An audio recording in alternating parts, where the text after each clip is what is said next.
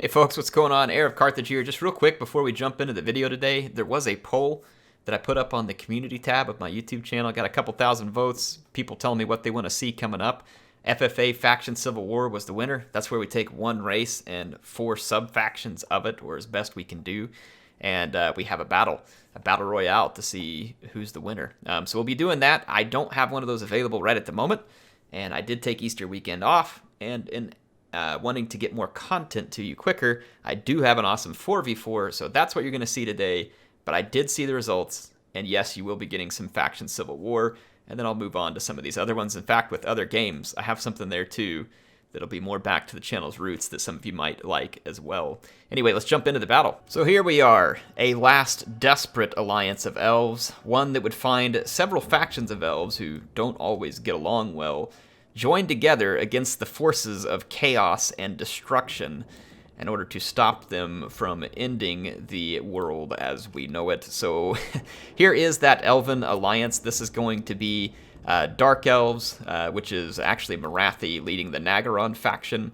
And then she is teamed up with Tyrion of Lothern, Alariel of Avalorn, and Durthu of the Wood Elf realms. And they are going to be fighting against Morgur and the Beastmen with his Brayherds, Wulfric and his Marauders from the north, and then the Skavens, led by a Greyseer who was obviously put to work for chaos. And then, folks, it really wouldn't be a battle of destruction and chaos without Archaon, the Ever-Chosen, leading the way, and here he is with a couple of exalted heroes. Let's do a quick hit on the armies, what their capability is. The battle is in slow motion, and it's going to be an awesome battle, fairly close. You all should enjoy this one, and I am looking forward to it as far as being able to share it with you. So let's start off with the Dark Elves here, the Druchii, led by Morathi. She is here on Solifet, and she has a Master on a Dark Pegasus, so this is going to be a lot of anti-large capability, plus Morathi's ability to tank out enemy stats. She has both Heartrender and Dark Sword, as well as Enchanting Beauty, so she will be dishing huge debuffs to attack and some to defense in about a 40-meter radius of where she is in melee. Her army is mostly Bleak Swords up front. There are Dread Spears supporting behind, the Sisters of the Singing Doom, which are a cool Regiment of Renown witch elf that causes terror and fear as well. So we got those supporting, and then the Chill of Sontar here, which has the Frostbite attacks, so that puts a slowing effect on whatever it's attacking, makes it harder for it to get away. And then out on the far right flank of the Elven Alliance is the rest of the Druchii forces. It's going to be several Dark Riders with repeater crossbows, and then standard Dark Riders. Now, as for Lothern, led by Prince Tyrion, he has a front line of Spearmen. These are being supported by 5 Eagleclaw Bolt Throwers, so Tyrion is kind of a flimsy front line with artillery support. And then a tanky lord himself, he's got a Sunfang ability. And remember that Tyrion also has a special ability that allows him to recover a great deal of hit points very quickly. As for the real damage component of Tyrion's army, it's in these 2 Sun Dragons, which are going out to initially do some skirmishing with some Marauder Horsemen. Now, let's move on to Durthu's Woodland Realm Elves here. He has, he's brought himself to the battle, obviously, and he's got a Branch Wraith here supporting him, and really the bulk of his army is Glade Guard, a couple of which are Hagbane tips, many of which are Starfire Shafts, so this is going to be a combo of armor piercing and poison damage, which is a really cool 1-2 combo. A few Eternal Guards helping. There is the Winterheart Guard and Loex Tricksters on the battlefield as well. Winterheart Guard is a unbreakable, Eternal Guard, and then the Loex Tricksters are a special version of the War Dancers with the Azray Spear. And we take a look at the rest of the army for the Wood Elves. They do have the Wild Hunters of Kurnos out here supporting the Druchii cavalry. Now, for the final elf faction here, it is Avalorn, led by Alariel, and this is a heavy heavy mobility kind of support. There are 3 Silver Helms, which are in the woods up on the left-hand flank over there, and then here we've got a unit of Dragon Princes and the Fireborn, and they are going to be supported by 2 Handmaidens, and actually they're in the middle right now, I believe. Yeah, the 2 Handmaidens are in the middle, and then there's a Star Dragon and a Lariel healer on the Elven Steed.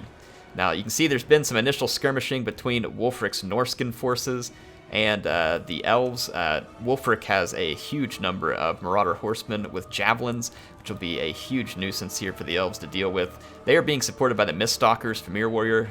This is a Regiment of Renown Fimir Warrior that can Vanguard deploy. Fimir Warrior is very dangerous, armor sundering, magic attacks, heavy AP.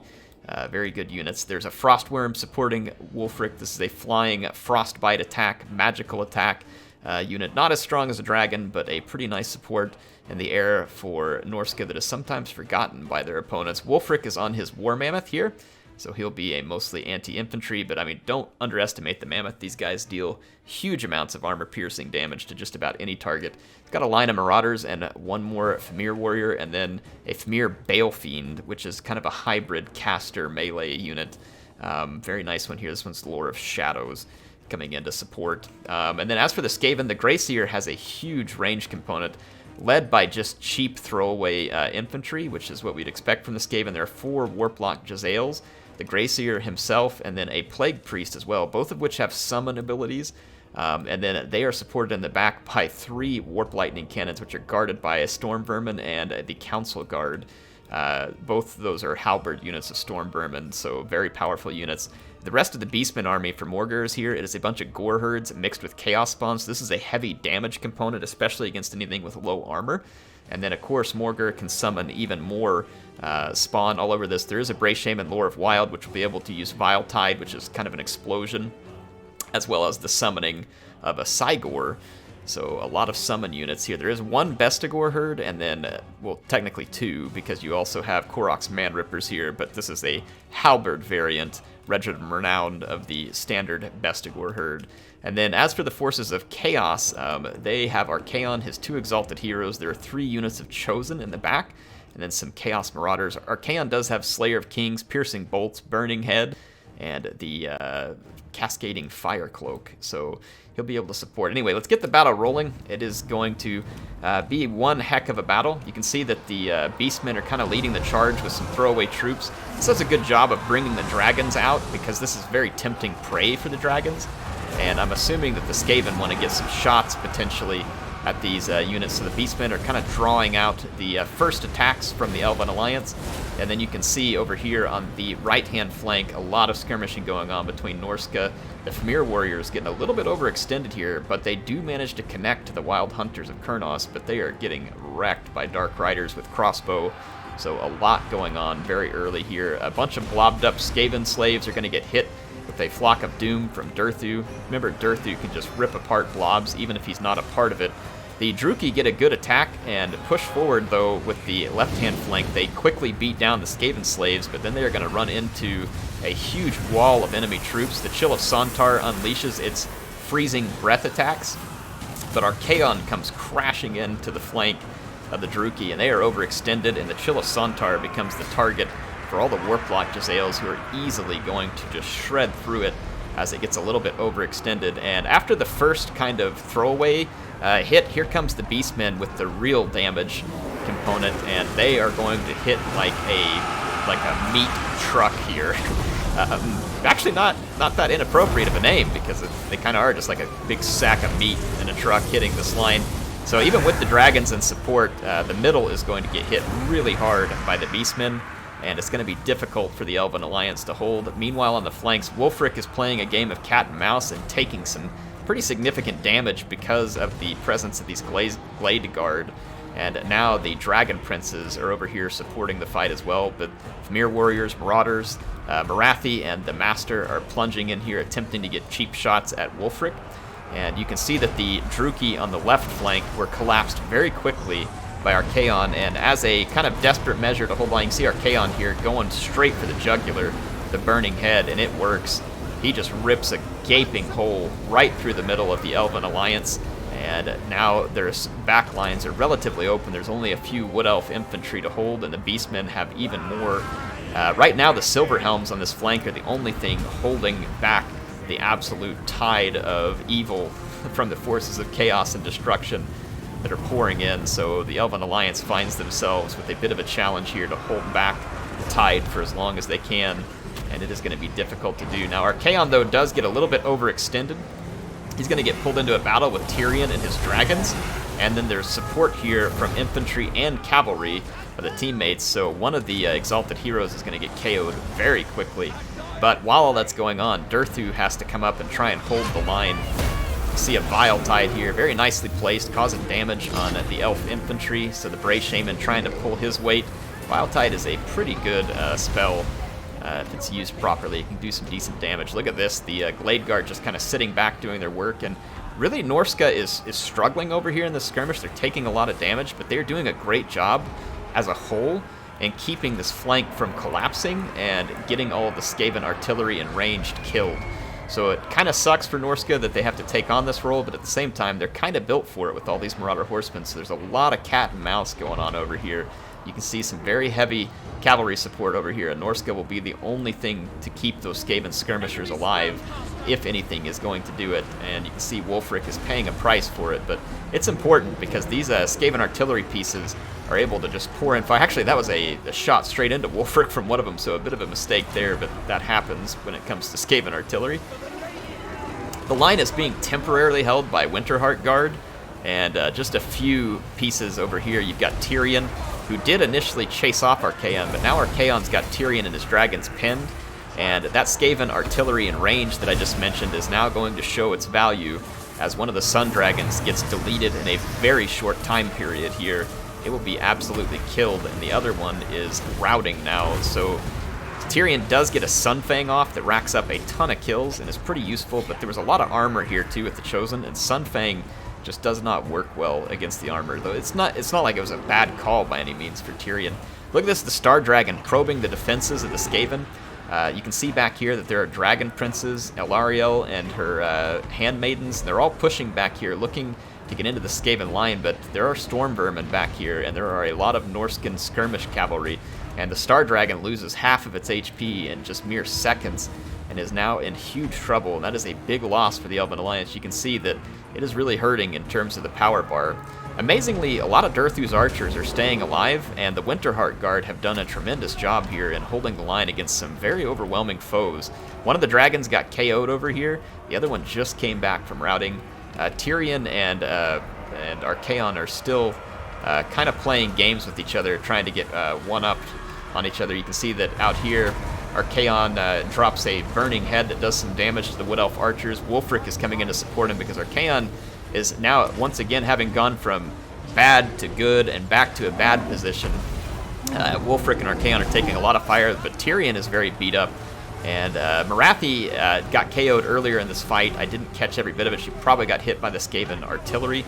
But her master unit is still here and causing a lot of damage. In fact, you saw there that Wulfric and his mammoth get taken down in a combo there from the archers and the Drugi master. Archaon now extending a long ways in enemy lines. This is very risky for him. He doesn't have a lot of support nearby, just a few spears. And so Archaon is in pretty deep crap if he can't get something very desperately done here, because Tyrion is in the middle of that fight. And not only that, Elariel has now really decided to put the heat on Archaon. Pun intended, I guess, because he's a fire caster. But Tyrion's going to get healed, and Archaon is going to have to head for the hills, though he does have a dragon dive bombing him, and he is in rough shape, down to 800 health and dropping rapidly as those starfire shafts and the dragons took their toll. The Frostworm is going to come try and help out. Archaon is just struggling to get away alive here. He barely misses those Hagbane tips, which would have gotten his speed, but still a rough shot there. Now you can see the Skaven artillery answering on all those archers, not wanting them to kill the Lord of Chaos here, the Ever-Chosen. A brief duel here erupts between the Frostworm and a Sun Dragon. The Frostworm would do okay here, but there's archer support nearby, and so the Frostworm has to try and take off because that fight was going to sour very quickly, especially with the Master nearby. Archaon comes back from routing with only 94 hit points left, which is incredible. All the while, Durthu is just over here tanking the blob of Beastmen. Despite having Korok's Man Rippers here, a lot of damage was done to him, and they're just not able to overcome. You can see here as the Chaos units look to finish Loex Tricksters, they are being fired upon by the archers, but there is pressure there from another unit of Chosen who's going to go engage all those archers. So a good call by the Chaos player not to sit there and take it. And speaking of Chaos, Archaon is trying desperately to stay alive, but he is chased, burned by a dragon. Somehow manages to survive all that, only having had 94 hit points. Looks like he's going to be safe because the Summoners of Rage arrive at his side, but the Sun Dragon just does not care for its own life. It wants the Lord of the End Times dead. It accomplishes that, but will pay with its life as the Summoners quickly KO the dragon with the help of some Skaven artillery. And this actually puts the power bar slightly in favor of the team of Chaos and Destruction. There are some Chosen still marauding around back here. The Grey Seer, the Plague Priest, Morgher, they're all still alive. Wulfric and Archaon are down. There's limited ammunition for the Elven archers. The Skaven are out of ammunition at this point, but they do have the Bray Shaman, Morgher, like I said, Plague Priest, Grey Seer, Famir Warriors. There's quite a few units to support, plus 2 very fresh units of Storm Vermin with Halberds and the Summoners of Rage. So they certainly have potential tools to help finish this fight. And you can see there was a bit of a blob here with some Chosen and one of the Exalted heroes trying to help bring down Durthu. And the Summoners of Rage are going to pour into this fight.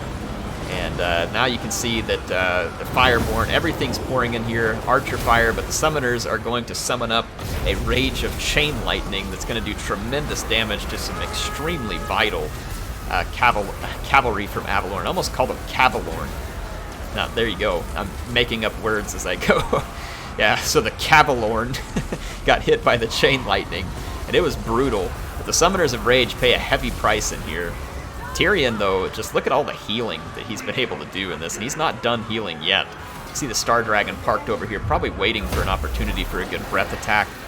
Yep, there it comes, pouring into this fight against the Summoners of Rage. A little bit of friendly fire, but the Summoners of Rage are a unit that needs to be taken out, and the Dragon does manage to do it. Power bar, again, still slightly in favor of the forces of Chaos and Destruction here. And speaking of which, they're going to bring in the heat as their reinforcements arrive in the form of a lot of Storm Vermin with Halberds, including the Council Guard. So you can expect that one of these unbreakable Halberds is going to be a force to be reckoned with. Blobbing around Durthu, though, is going to be risky, because there is still some cavalry support, and Durthu is by nature a blob buster, better when he has infantry support. Here he is limited in the amount of body support that will be around him, meaning bodies that can take the hits instead of him. So you're going to see a summon here of Clan Rats. Very nicely done by the Skaven, trying to pin the cavalry of Avalorn, but it doesn't work.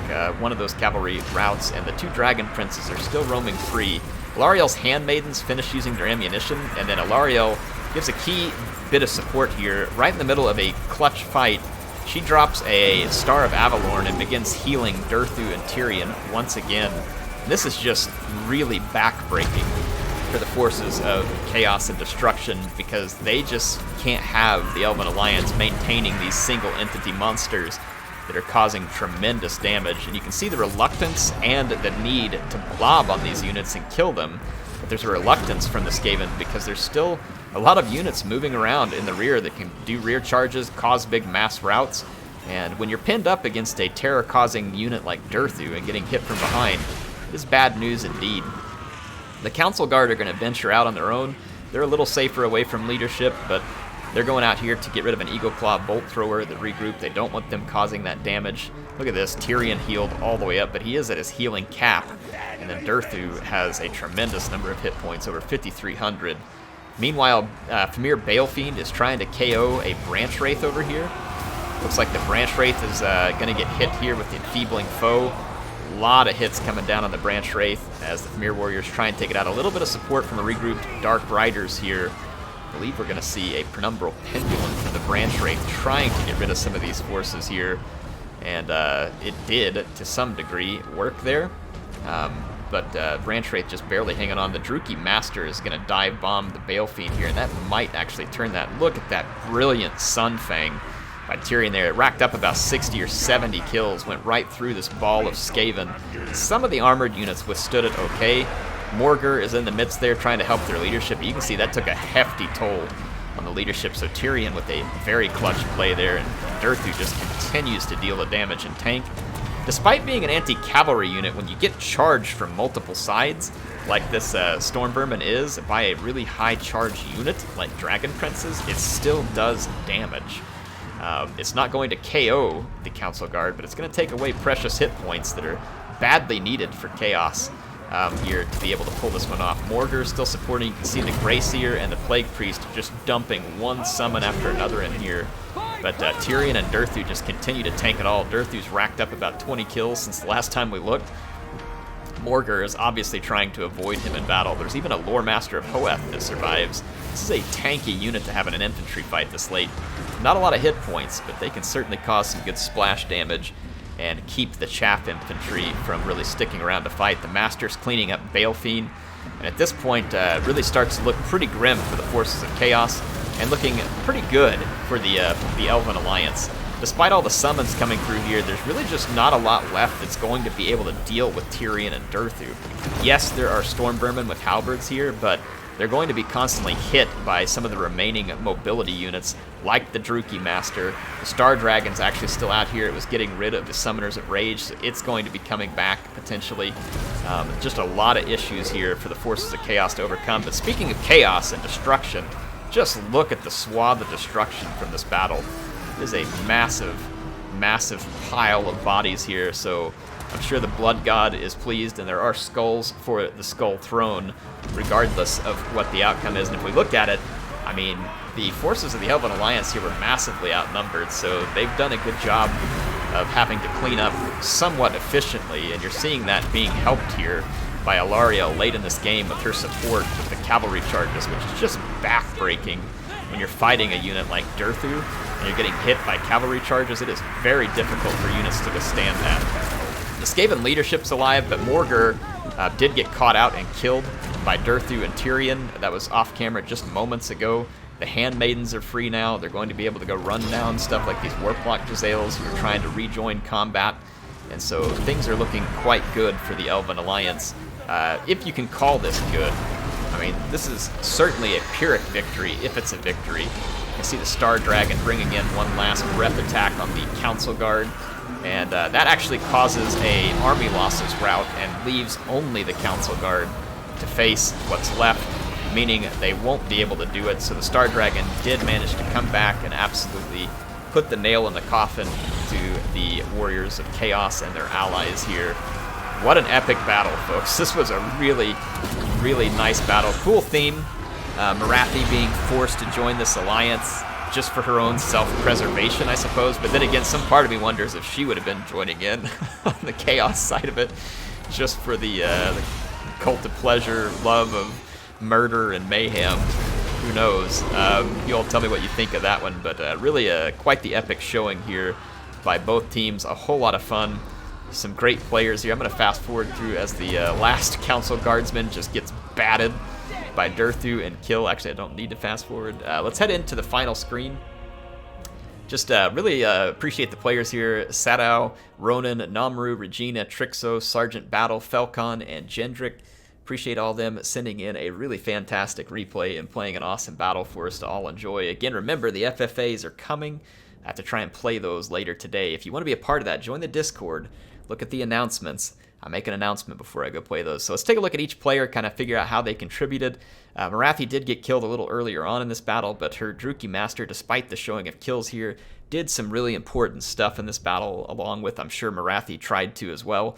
But the Master here was able to help take down Wulfric, chase off units, cause routes, being used late game against Balefiend. It was alive until the late game. It's a very handy unit and did a lot of work, despite the fact that the Druchii got hit hard on that left flank early, and it caused a lot of damage. Honestly, the Chilla Santar got shattered.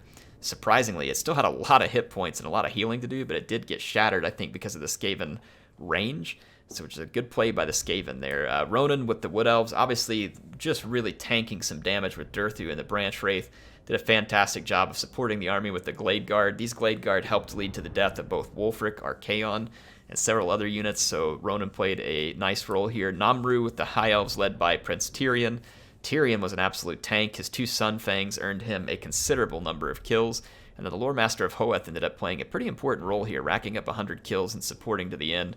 The two Sun Dragons caused damage, one of them actually killing Archaon. Obviously, they paid a hefty price for it, but I really, in the end, think this artillery was kind of a really important unit in the end. You might be saying, it didn't do much. What are you talking about? It drew the fire of that Skaven range for a long time, which allowed these dragons and Tyrion and other units to go around unchecked for a longer time. So High Elf artillery is kind of a nuisance in the fact that you can't ignore it, but if you spend your time on it, it costs so little that it also makes your own artillery worth a whole lot less. So it's an interesting catch-22 you get stuck in. Regina did a good job supporting with Avalorn, healing key targets a couple of times with the Star of Avalorn. Keeping Tyrion and Durthu alive was a big play here because late in the game, those two units did the work they needed to and tanked it out. So nice play by Regina. Trixos with the Beastmen. I love the pick here, this Morgar-centric army with all the Chaos spawn. They did so much damage across the middle of this fight. Obviously, the Beastmen have a hard time lasting through any of these fights, which, I mean, no one can blame them. That's difficult for the Beastmen to do based on what they have, but they did help punch a hole through the middle with Archaon that darn near led to the end of the Elven Alliance early on in this one. And then you had Sergeant Battle here with the Skaven, did a great job with his artillery line, used up all their ammunition, was able to help protect them with the help of Felcon and his Norskin warriors, who we'll look at here in a minute. All those summons from the Greyseer, keeping the fight going longer, trying to give them a chance to win. So good job, Sergeant Battle. And then Felcon really did a good job of keeping Regina at bay. If she would have gotten to all that Skaven artillery, this would have been a much shorter fight, and it would have caused a lot of problems. So Felcon being able to keep her back and to keep that artillery safe until its ammo spent really gave the Forces of Chaos a chance to pull this one out, even though it didn't work in the end. It's a cool army, very mobile one, not the type of Norska army you would expect outside of maybe Wulfric and a couple of Famir warriors. The rest of it was probably a lot more surprising for the enemies to run onto. And then Gendrick with the Forces of Chaos here, doing a lot of damage with Archaon. Archaon got himself in a couple of bad positions, a couple of good positions. The Summoners of Rage caused some intense damage to the High Elf Cavalry that was almost enough to put an end to him. The Cavalorn almost put an end to him.